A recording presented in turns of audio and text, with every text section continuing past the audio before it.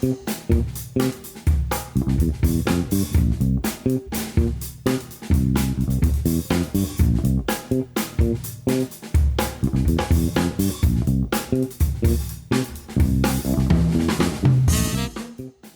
everybody. Welcome back to the Dan Nessel Show. I'm your host, Dan Nessel. Today, I'm here with Chris Bumcrot, the Managing Director and Co-Head of Research at the strategic communication firm, Sard Verbinnen. Market research is an area we don't cover all that often, and that's a shame because, as I think you'll hear in this episode, research is fascinating, it's often game-changing, and without it, your brand could be flying blind or never even get off the ground. Lucky for us, we've got Chris to help us understand and appreciate research. I can think of no one better suited to making research understandable and likable, and you're about to find out why. So without further ado, welcome Chris Bumcrot to the Dan Nessel Show. How you doing? I'm good, Dan. Thank you for having me. How are you doing? I am fine this fine day. We have a really beautiful early fall. Even though it's technically still summer, it's early fall day now. But I'm so pleased to be here with Chris. And I was just catching up with Chris a little bit. We go back, I don't know, almost 10 years, I suppose. Well, right now he runs research for Sard Verbinnen, which is a strategic communications firm. And I'll let him talk about that soon. Before that, Chris founded and ran his own market research firm called ARC Research, Applied Research and Consulting, which became ARC Research over time. And back when he was running ARC Research, we worked together on a couple of projects when I was back with the AICPA, doing some really interesting work and research. And it exposed me. The work I was doing with Chris, being the client, Chris educated me, but also exposed me to this whole world of not just market research, but research full stop. What a fascinating field and industry. And it's, for my listeners who are all over the place, really, but a lot of folks in marketing and branding, a lot of folks in sales, and certainly people all over the world, research plays a fundamental component in most of what companies decide to do and most of what we develop as products and the kind of strategies that we follow. And I think it's a mystery.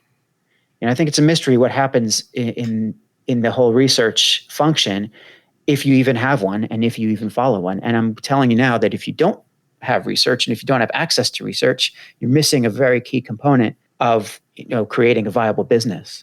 So anyway, in that context, I met Chris about 10 years ago. We hit it off as friends and as customer and client and consultant, but also as friends. And we've stayed in touch ever since. We've done several projects together.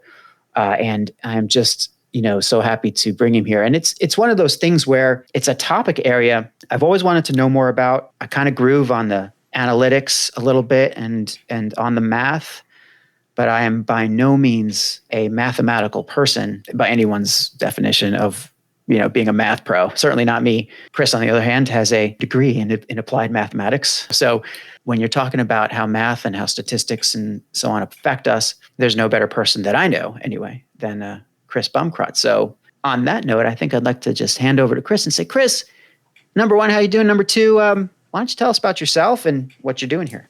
Sure. Well, Dan, thank you for having me. I appreciate the chance to talk about research, talk about what we do, what we've done together, and what research is.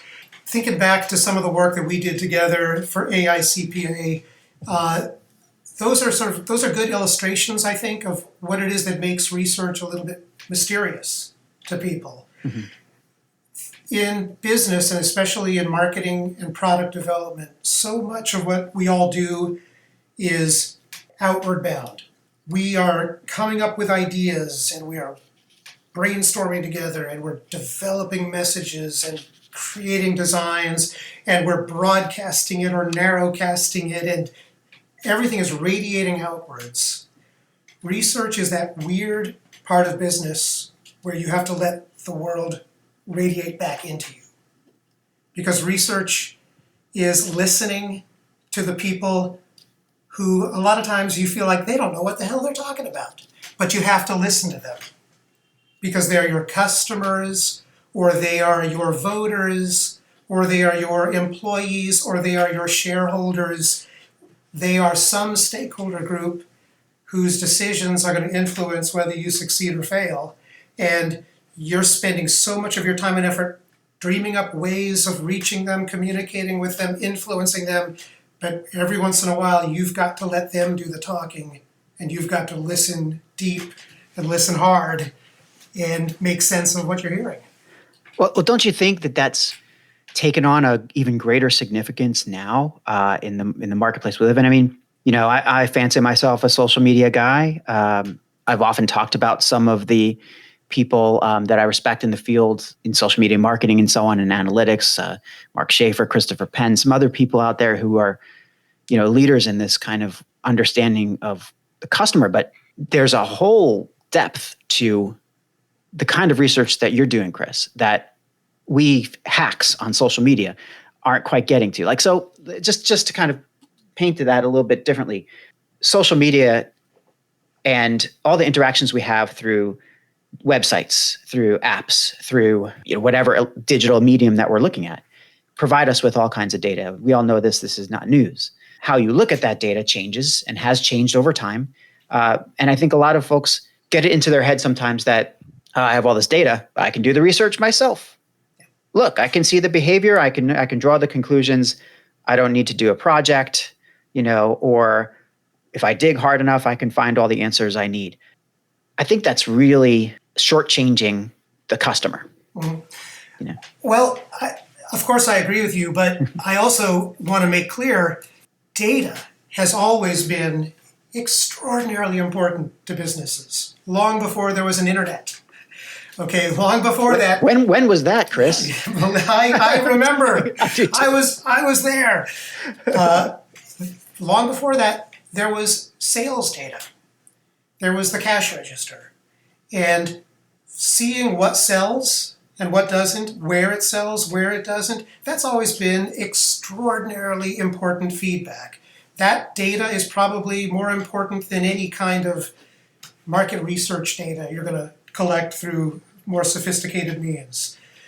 I do think there's a risk in the internet age that people think if it's data, it must be good. And you have to be actually way more discriminating, perhaps now, than you ever had to be. So you can learn an awful lot about consumer behavior if you have individual customer level data about clicks and purchases and likes and shares. But you have to be really careful if you're trying to understand the attitudes and opinions of a large population, if you rely on the people who voluntarily choose to speak those opinions into the world. So the people who will talk about your brand on Twitter or will go to your website and click and write a comment, sure, that's interesting stuff. It's probably not representative. It's probably not something that you can then say, this is what, quote, our customers think, or this is what, quote, our market thinks. If it's important to you to figure out what's real and what its magnitude is and how impactful it's going to be on your business, sometimes you have to do the harder work of constructing a sample, designing questions, and then collecting data that is objective, as opposed to just taking what happens to fall out of the trees into your lap for free. I think that's one of the drivers there, of course, is cost, Sure. But breaking that down, you said something very important there. You said you got to do the work. Nobody wants to do hard work. That's completely untrue. I think there's if nothing else, I feel like the professionals that I speak to, the people I speak to, are really on about work, pushing it hard. Some people call it the hustle, but I heard a podcast yesterday. Again, I'll mention Mark Schaefer because I'm really I admire Mark a lot. But Mark and Brooke Sellis on their podcast were talking about initiative, not hustle. And I like to think that people are, really taking initiative and rewarded for their initiative and anyway doing the hard work. But that's neither here nor there. What I was getting to with research. So breaking it down a little bit, starting with creating a sample, coming up with the instrument, the questions, and so on. Could you walk us through a little bit of that process? Because I think let's demystify Sure. the whole thing. Let's start from the fundamentals then. I think a lot of times people who don't have a lot of research experience, they immediately want to leap to, let's start creating the questions we want to ask. And that's like step 3 or 4. Before that, you have to really clarify your thinking about what is your business objective, and by extension, what's your research objective. So you've got to make sure that everyone on the team understands why are we interested in learning the perspective of any particular audience. What is it that we are what hypothesis are we testing? What unexplored area are we trying to fill in the blanks on? Why do we want to do this? What do we want to learn?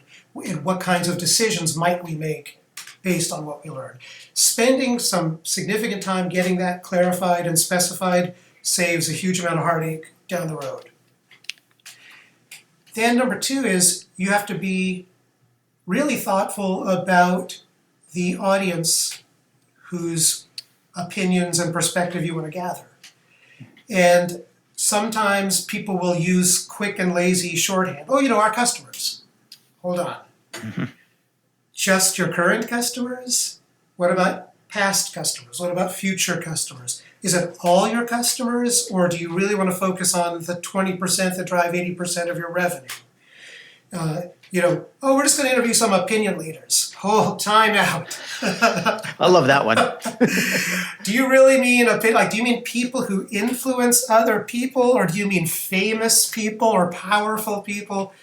Who are you talking about? And because at some point when you're going to operationalize research, you're going to have to create some kind of screening instrument that lets people in or excludes them from your study. And you don't want to be doing that on the fly. You want to have a real clear, thought-out definition of who you want and why it is that you want them. At that point, you can then start thinking, all right, so given the nature of our objectives and the kinds of questions we have, do we need to get numbers out of this?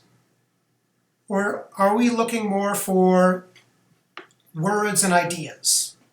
And that's completely determined by at what stage are you in your business process. Are you doing research because you know that you need to proliferate more products to be sort of more relevant to today's market, but you don't really know what the appetite is for? Well, in that case, you probably want to be doing research that's more conversational, more qualitative, more open-ended.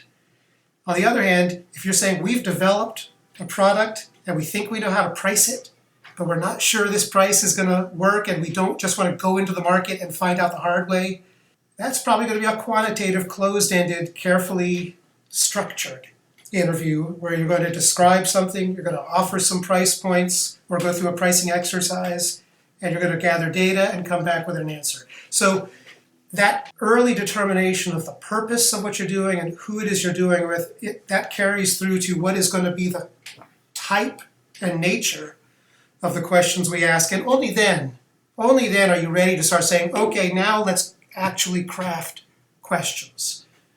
Whether they're multiple choice questions, scaled questions, essay questions. People think that research equals questions. Questions are just the way of drawing out the data. And when you think about that, actually, if the questions are the interface that people need through which to give you data, whether it's a number or words, then aren't questions the most important part of the process or the most critical thing to get right? It's really important, but the most important thing is listening to the answers. You know what questions really are? Questions are stimulus. Questions are words that you throw at somebody and they react. And watching how they react, maybe literally watching them in a focus group, or just seeing how they're reacting in terms of selecting answers in a multiple choice. I mean, you are stimulating a response. And you may or may not even know how that person is processing the question. They may not interpret the question exactly the same way you do or the way somebody else does, but they are going to react and they're going to give you a response. This leads me to, maybe I think the most important lesson I could impart in terms of how to think about research. Wow, we're getting to it early, but go ahead. Here we go. Let's get right into it. It's going to be hard to top this. the questions you're asking. A good question in research is a question that is about the person you're asking. If you go in and say, we're just going to ask, hey, what do you like about my car? What do you hate about my car? Hey, what do you think of this color blue? How do you like the feel of the steering wheel? Sure, you'll get answers. You'll stimulate them and get answers. But people are uniquely qualified at telling you about themselves. And that's where you're going to get insights. You're not really going to learn about your steering wheel and about the color of your car. You are the expert on that. But you need to learn about the person, about their feelings, their emotions, their fears, their aspirations, their anxieties, their associations, their misconceptions, their biases, their prejudices. And you need to understand the language they use and the language that they don't use. So really the most valuable thing you get out of research is getting a window into how do these people think, what do they think, how do they express themselves, how do they interpret things.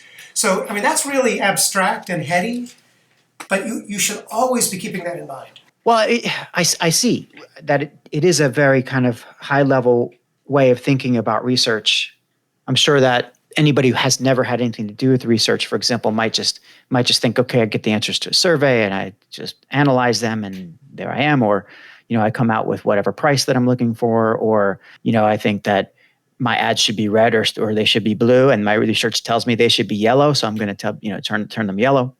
Basic things, simple things like that. But I as far as a window into the soul of our customer or of the target, you mentioned some of the things for which research is used: business, politics, any interaction really with an organization and people, or where you expect people to give you something in return for something. I suppose there's a place. But what really stuck with me on all that is this idea that it is a window into a person. So it's connecting with people.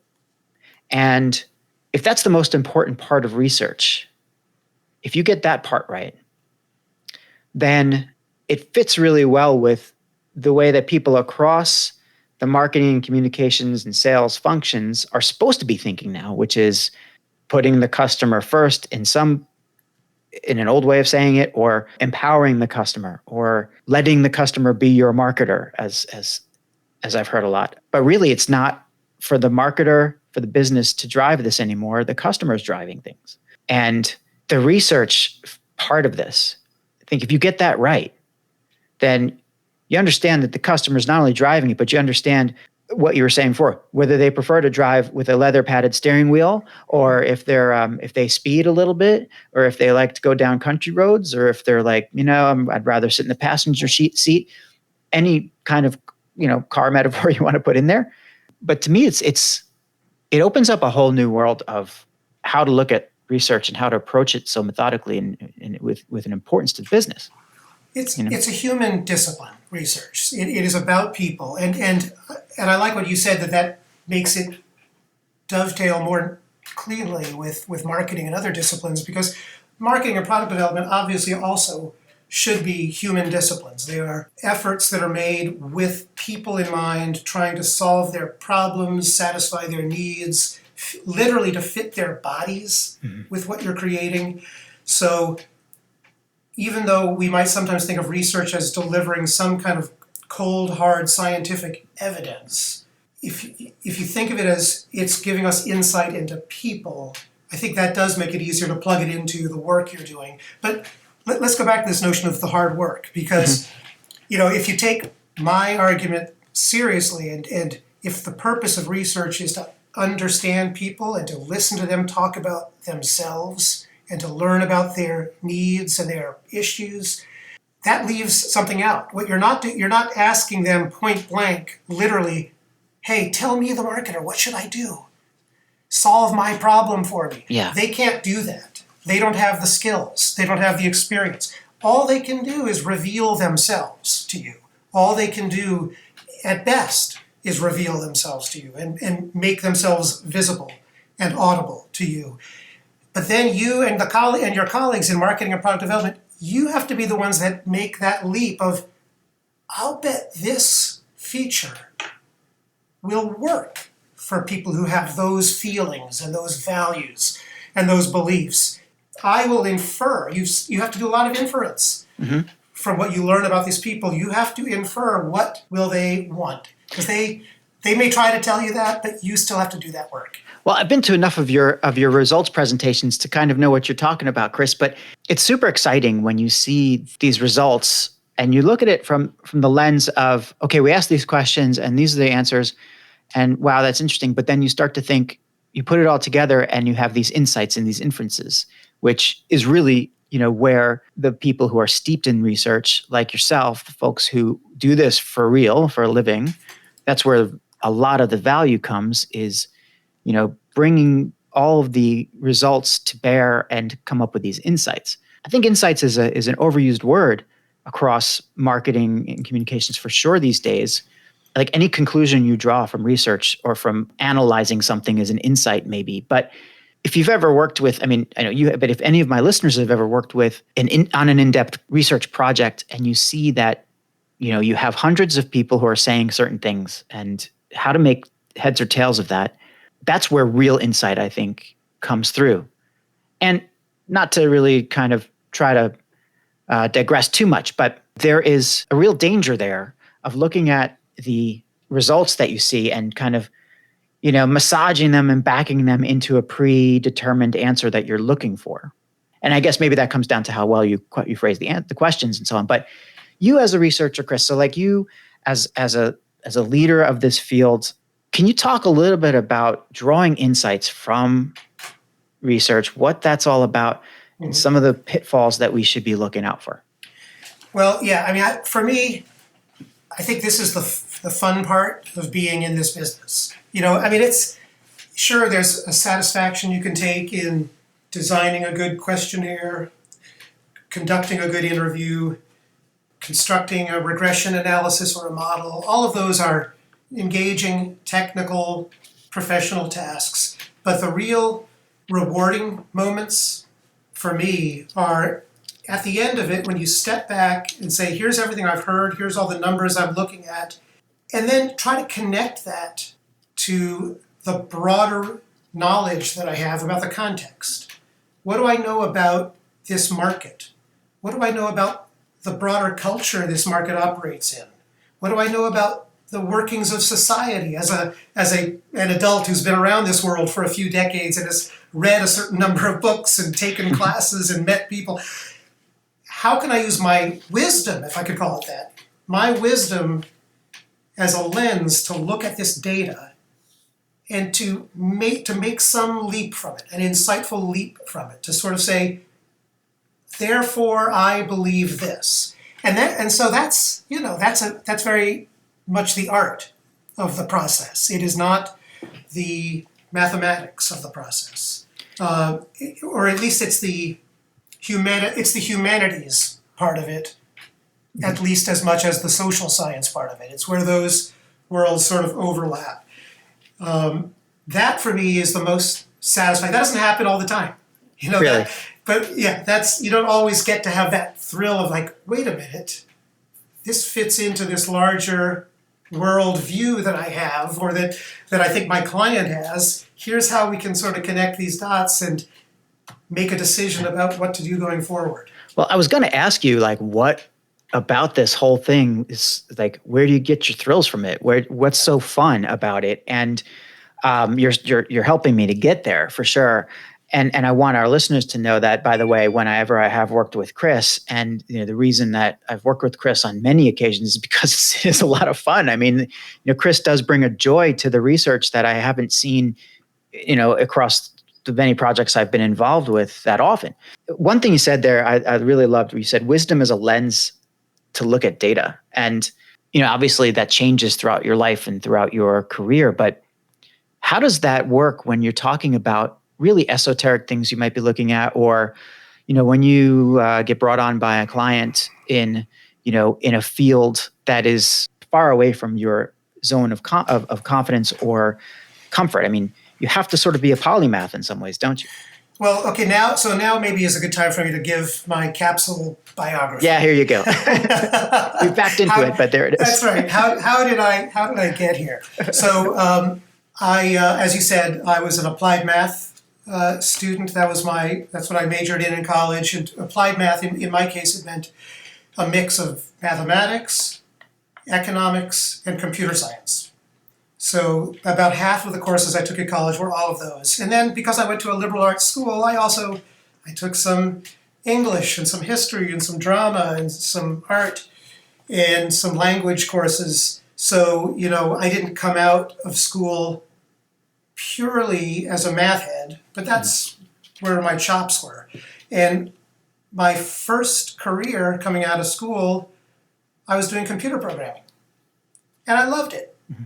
It was puzzle solving, and it was creating, and it was, obsessive and rewarding when you would get things to work.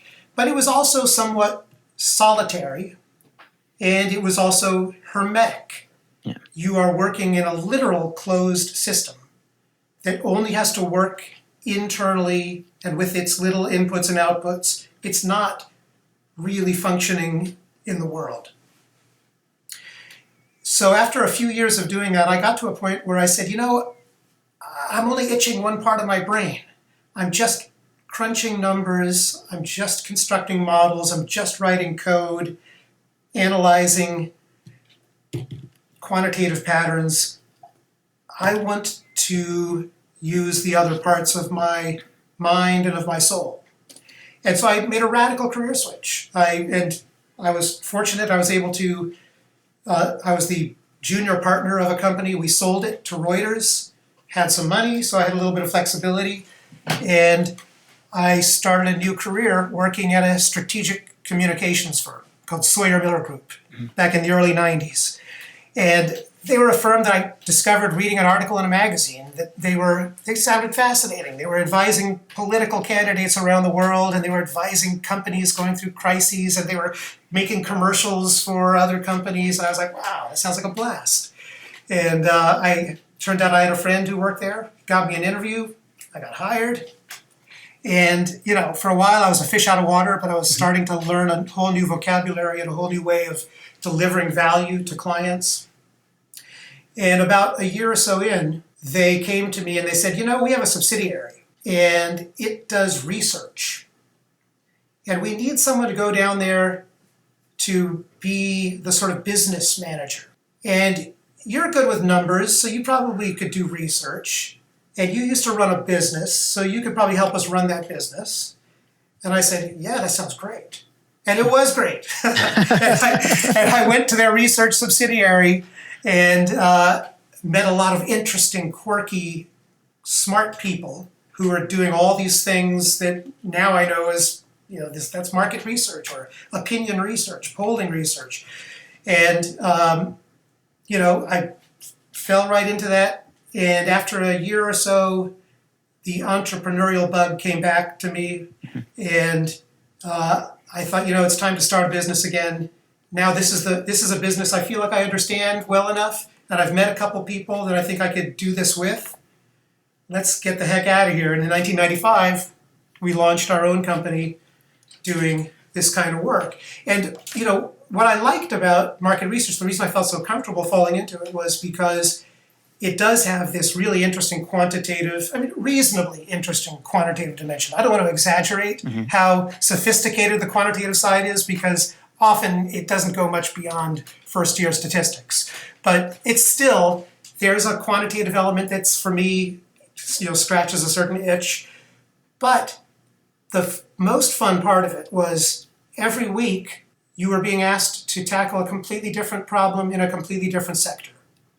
So because you have this toolkit called market research, you can work in healthcare, you can work in finance, you can work in consumer packaged goods, you can work in technology, you can work in government. You get to bring this toolkit into all of these different sectors, and it means you have to be pretty darn good at learning the vocabulary really fast.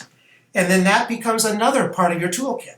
That ability to assimilate the jargon, figure out the structures of a particular esoteric field really quickly, and then learn enough facility with the language that you can start building it into your research instruments. That's another part about this that I love. I love being that jack of all trades. And in my better days, I like to think polymath. It's really fascinating to me that you have to move from customer to customer or from topic to topic so quickly. I have spent time in agency and, working in different environments where you have to get up to speed on something that you have no familiarity with very quickly. Even in my current day job, I have, 400 products that some of them are power plants and some of them are boats, so it's very different things that I have to be up to speed with. But back at agency, one day you're working for a financial services firm, one day you're working for a CPG company, another day it's an accounting firm, another day it is, you'd hope that you'd have some sort of red thread that runs through all that you can apply. Sometimes that's not the case though. So it takes a certain, I think, love of knowledge to be able to tolerate that for long enough. And it seems like that's really one of the drivers that you've had there, Chris. Yeah, I think that's right. Love of knowledge is that gets my head nodding. I mean, I like I said, it's one of the most fun parts of the job. But another thing that makes it manageable is there's a certain virtue in not becoming too deeply expert in any of your clients' businesses, because part of what we have to bring to the table is a bit of detachment. Yeah. We have to have a certain degree of objectivity. We can't drink all the Kool-Aid that our clients are drinking.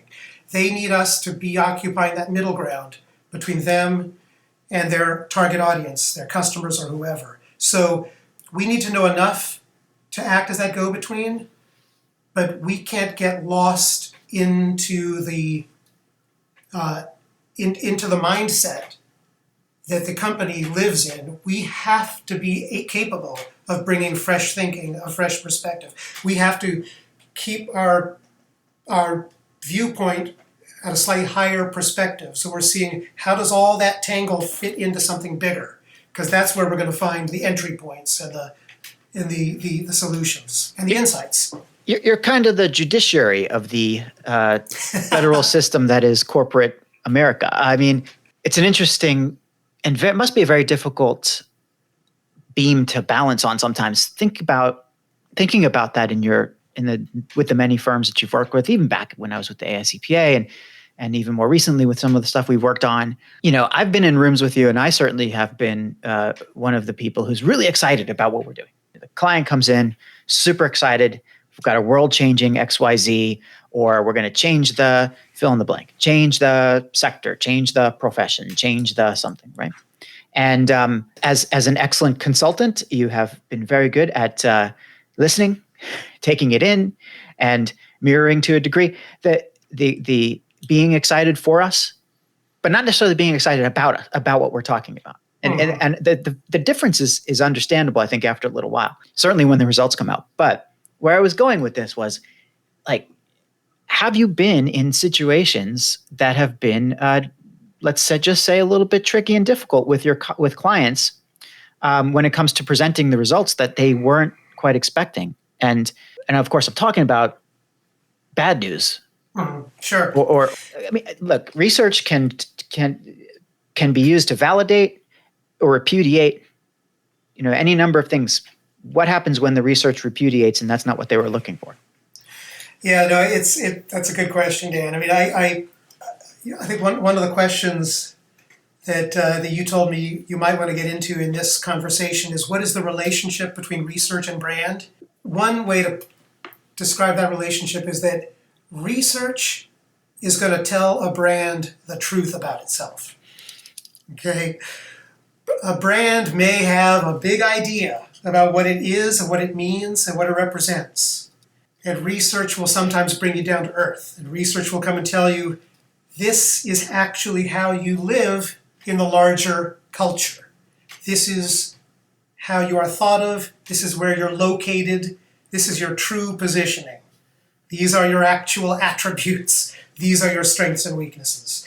And that can be dispiriting sometimes. Sure. If somebody has a belief about their brand, and maybe even they have detailed knowledge about their product and its capabilities, but the outside world stubbornly clings to what they think of as being a misconception, a myth, a misunderstanding. It can be frustrating, but I've never run into a situation where I've had a client say to me, nonsense, you did it wrong. I'm sure if we ask the other people, blah, blah, blah, blah. But I've certainly had situations where the client they're genuinely sad that what they've worked on doesn't seem to be getting out there, that they're still somehow not able to live down something that happened 10 years ago, or they still haven't been able to convince the world that they're just as good as this other thing when it comes to this key metric. And sometimes it's just a matter of time and intensity of communication, but it's always more interesting when it turns out, no, it's actually, you need to think about this differently. Stop pushing them in that direction, start coming around the side and inviting them out that way. So, at my best, I'll try to help them find another pathway. Yeah. I mean, research can be the big reveal, that missing piece that brands are looking for. I mean, one project I know that we've worked on together had to do with validating or coming up with brand identity and brand story, messaging, and so on. There's a lot of research that should go into determining the way that you're communicating to the world. Are you communicating to the world that in a way that makes sense for your brand? Are you doing it in such a way that is authentic and that really represents what you are to people or what you want to be to people? Are you aspirational? There's all these questions to ask, and good research will certainly help you get there.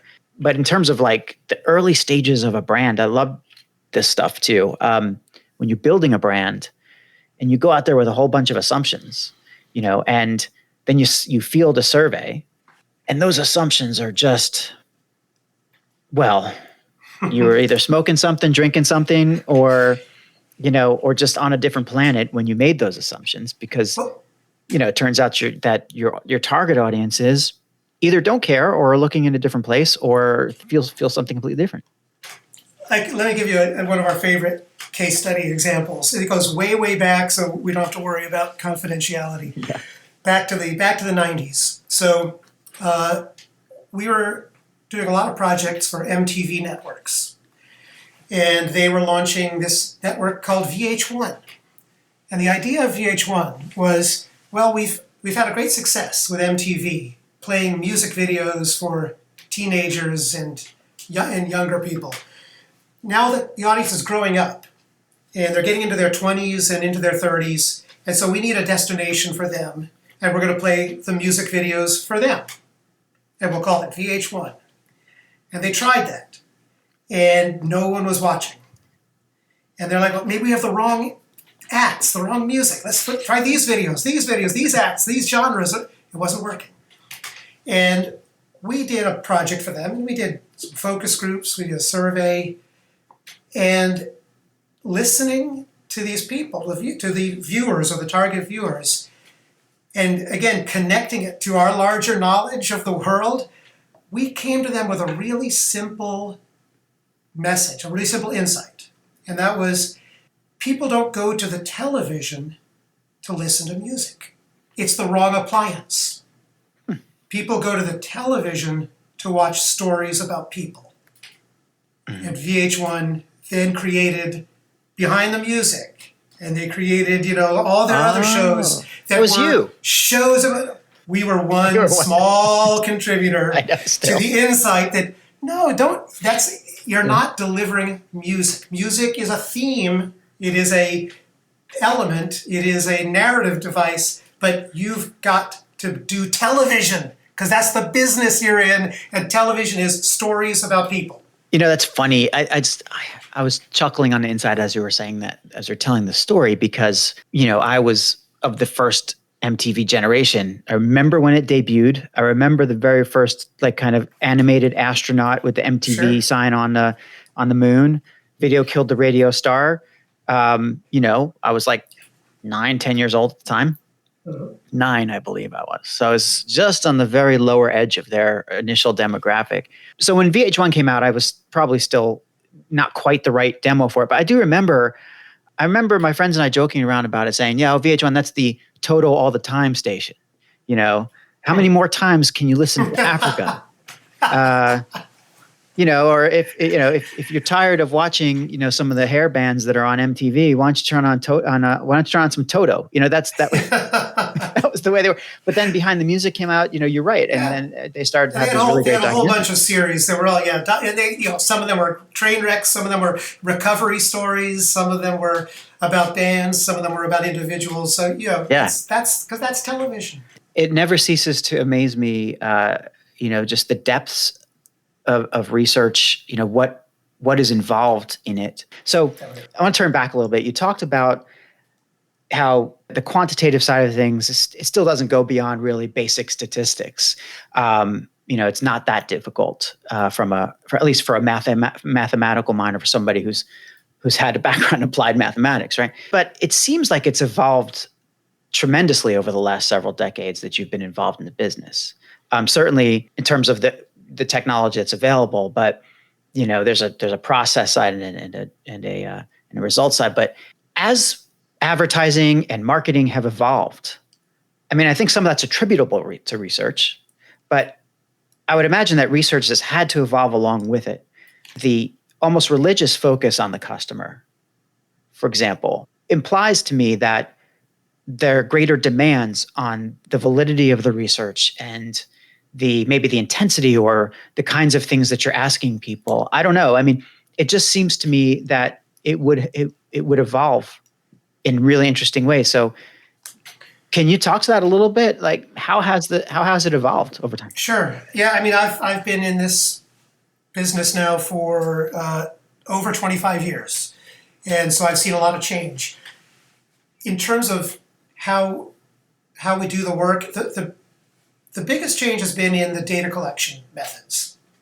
It used to be very common to collect data door to door and by mail. Yeah. That mostly predates me. But when I came into the business, it was all about telephone surveys. Those are almost all gone. And now it's all online based. Sure. And even within the online world, it keeps evolving in terms of how do you source people, how do you validate people, how do you pose the questions to them. So the data collection methods have changed radically. I don't think the analysis methods have evolved nearly as much. For decades, there have been very, very sophisticated analytical tools to apply to opinion data. There's not been a revolution in that. One is not needed. There's not a lot of appetite for that. There are some clients who have an appetite for cluster analyses and factor analyses. 98% of clients, you have to spend a lot of time even using metaphor to tell them what they are. So honestly, simple statistics and regression analyses are typically about as much appetite as a client's going to have. So I don't see there having been a heck of a lot of change in analytical methodologies. But let me tell you what I think the biggest change of all is that really affects the market research business and its relationship to the marketing world. It's the demand for speed. And this is market research is not unique. I'm sure if you talk to product designers, I'm sure if you talk to marketing directors, everybody has been accelerated in every one of their processes. So things that 25 years ago would take 3 months, 10 years ago they had to be done in 6 weeks, and now they're supposed to get done in 3 weeks. And you know what? You get them done in 3 weeks, and that involves a lot of trade-offs. Yeah. Maybe we're getting more value. Maybe we're getting 80% of the value with 25% of the effort.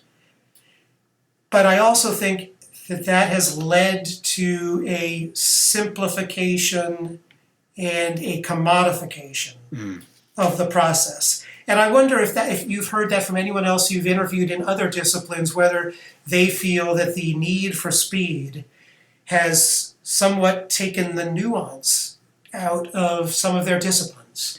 Yeah, absolutely. There's all you said it best. There's a trade-off. When when you had the luxury of time to get to know, for example, to get to know a client, you could theoretically serve them better because you'd have a better handle on their business. Now you have to rush up, ramp up, get there quickly. The flip side of that is that there's not always a lot of patience, because the demands at all levels are for speed. So it gets shortened as it goes down the line, from the person who receives the initial, "Hey, go do this," to ultimately to the delivery partner or vendor who has to actually do the work. It loses a few days or weeks every step of the way. So by the time you're in the position of client service, you are really, cutting it close. But at the same time, the availability of tools and research, and frankly, the mass amounts of information about people that are available in social media, in email databases, and so on, does compensate in some ways for some of this. I think there's different ways to look at how well you can get to know people. For example, if that's the thing that's being affected by the time. But absolutely, it's speed comes with consequences. Yeah, for me, I guess what I worry about is speed creates risk of error, right? Mm-hmm. You mean if you're going to do something faster, just logically, it's more likely that you're going to forget something, screw something up, totally. Fail to cross a T, dot an I. And so then there's the second order effect. You compensate for that. You say, therefore, I'm going to simplify. Mm. I'm going, there's a whole area of complexity there. I'm just going to cut it off. I'm going to focus on this, on the core. And you know what? In business, maybe that's a good discipline. Maybe recognizing expensive complexity and shuttering it off and moving down the main path, maybe that's a smart business practice. But it also does sap out some of the content of what we're all doing. It definitely comes with cost, and you just mentioned content. Maybe that's where I see, and I've heard of the biggest issues with this whole need for speed is in the richness of content. Now that companies and brands create their own content, it's less of an issue because you tend to create to the level that you're able to create to, and when the deadlines are internal, they're only your own, and you can go as deep or as heavy as you want to. But in the field of communications, you're very familiar with this. I mean, you're on the research side, but you've worked for communications firms. I think that you see one of the biggest consequences of the speed-driven society is in the quality of coverage that we get. It's the quality of journalism. It's in the quality of trust in journalism and in media in general. And you can talk about this from any field. Obviously, in our world today, it's politics has its own thing to say about it. But in the B2B world and in the business world, same thing. You spend time creating a relationship with the media. And that relationship, luckily it's not like politics in that it's never going to really go super sour on you. There's not a heavy amount of risk there, but not usually anyway. But you're not going to get the depth of care or coverage or attention to detail that you might have gotten years ago, partly because the journalists are in a rush. They need to get stuff done. The deadlines are out of control, and there's way fewer journalists than there ever have been since journalism became a job, I suppose, in the US, yep.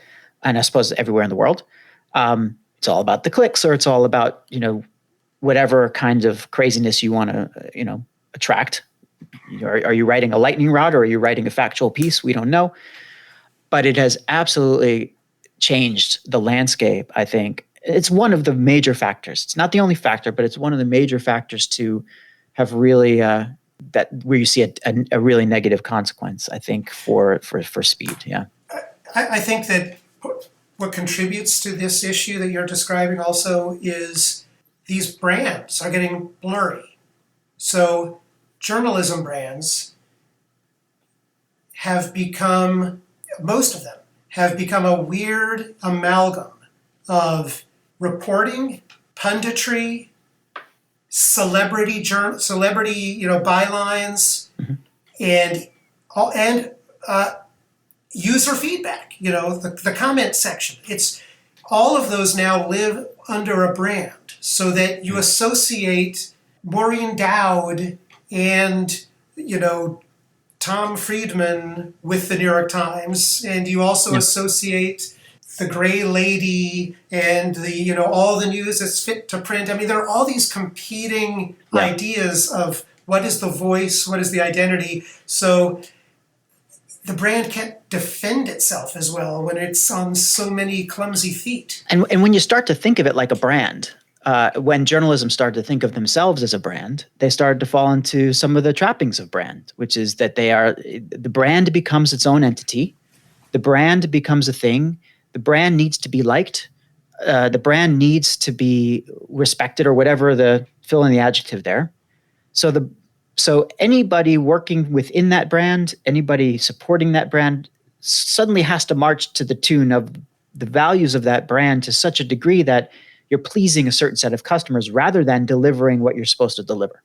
It's not just journalism where this happens. It is a consequence of the branded society, I suppose, and following on the way people react. And maybe this is one of the kind of things that good research can help us to solve a little bit, because we said way earlier, and to go full circle here, we talked at the outset a little bit about social media and about, I guess, people thinking that they don't need research because they can just figure it all out just by looking. This is what happens when people try to just figure it out by looking at social media. You listen to the noise and you see the noise and you believe what you're seeing. Everybody who understands data should understand as well that the Twitterverse does not represent like a really accurate, diverse sliver of humanity. It is a unique bubble. Same thing with whoever's in a specific Facebook group. So, falling into these trappings of listening, of believing what you see is, I think, a consequence of the speed issue and lack of research. I completely agree. I think it's one of the traps that speed creates, because it is hard for the business executive of 2020 to believe that some things change really slowly.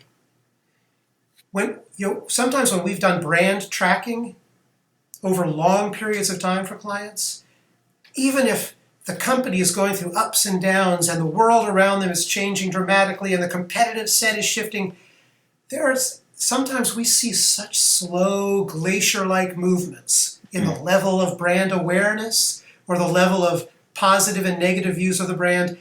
So beneath that ocean surface that may be, stormy, there's that deep ocean that is moving more slowly. And we're losing our ability to even appreciate those slower, deeper currents because of this speed addiction.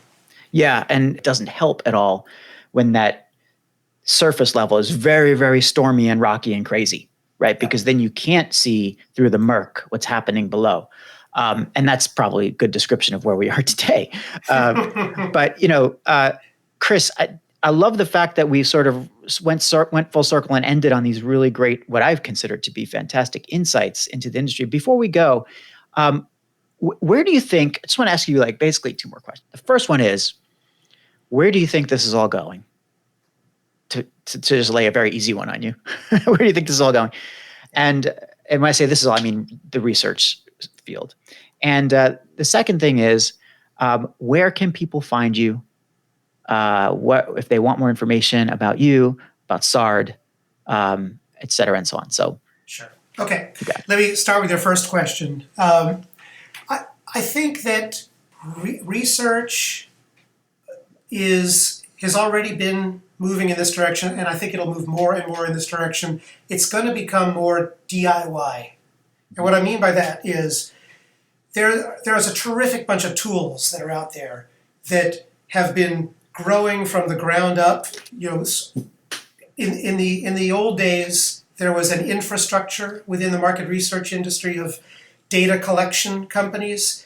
And now they're layering on top of their data collection, they're layering user interface tools, survey design tools, analysis and reporting tools, and even for qualitative research, interviewing tools, real-time, in-person, group or individual interviewing tools. So, I think what we're going to see is research and using those tools will become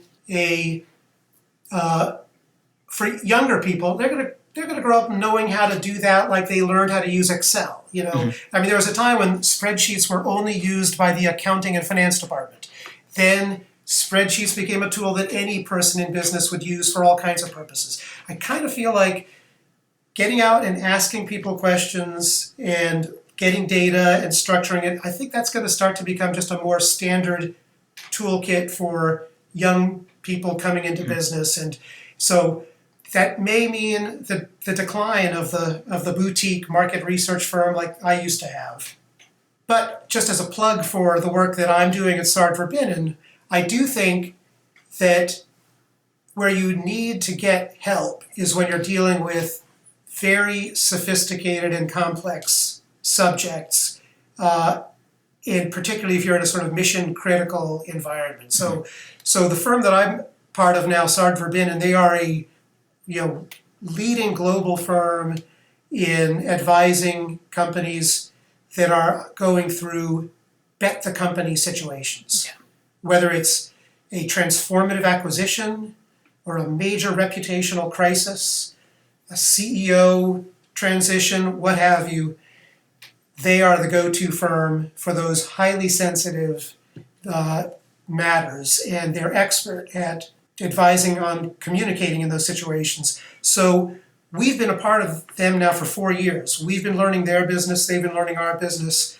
So as SVC Research, we are learning how to adapt the tools of market research to this much more sophisticated set of communications challenges. And I like to think of the future of the work we're doing as becoming deeply integrated into this larger communications discipline, as opposed to being a separate product or a standalone process.